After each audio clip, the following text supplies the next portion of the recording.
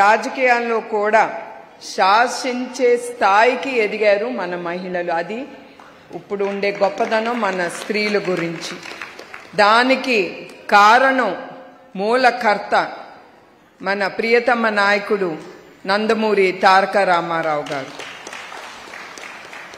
సగం జనాభా ఉన్న మహిళలు ఎందుకు వాళ్ళకి కూడా ఆ అవకాశం ఇవ్వకూడదు, వాళ్ళని ఎందుకు వాళ్ళని ముందుకు తీసుకెళ్ళకూడదు అని ఆలోచించి మన నందమూరి తారక రామారావు గారు మహిళలకి ఆస్తిలో సగభాగం కల్పించింది 4 దశాబ్దాల క్రితమే ఆయన ఆలోచించి మహిళలందరికీ ఆ హక్కు కల్పించింది ఆ మహోన్నత వ్యక్తి.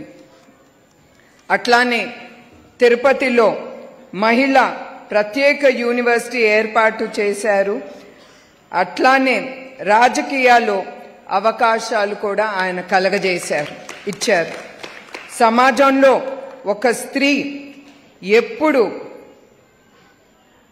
ఆర్థికంగా తన కాళ్ళ మీద తను నిలవాలని, అట్లానే మహిళ అభివృద్ధి చెందాలని, తను గౌరవం పొందాలి, సొసైటీలో ఎవరు ముందల తను చెయ్యి జాపకూడదు, తనకి గౌరవం దక్కాలని, అట్లానే చంద్రబాబు నాయుడు గారు కూడా ఆలోచించి స్త్రీలకి చాలా పథకాలు ముందుకు తీసుకెళ్లారు.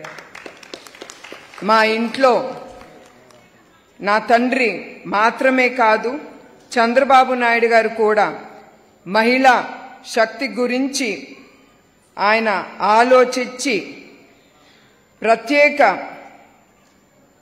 శ్రద్ధ తీసుకుని ఆయన ఎట్లా నందమూరి తారక రామారావు గారు 9% మహిళలకి రిజర్వేషన్ తీసుకొచ్చారో అదే చంద్రబాబు నాయుడు గారు 33% ఆయన తీసుకెళ్లారు. చంద్రబాబు నాయుడు గారు మహిళా విద్య ఉద్యోగులకు 33% రిజర్వేషన్ ఆయన తీసుకొచ్చారు.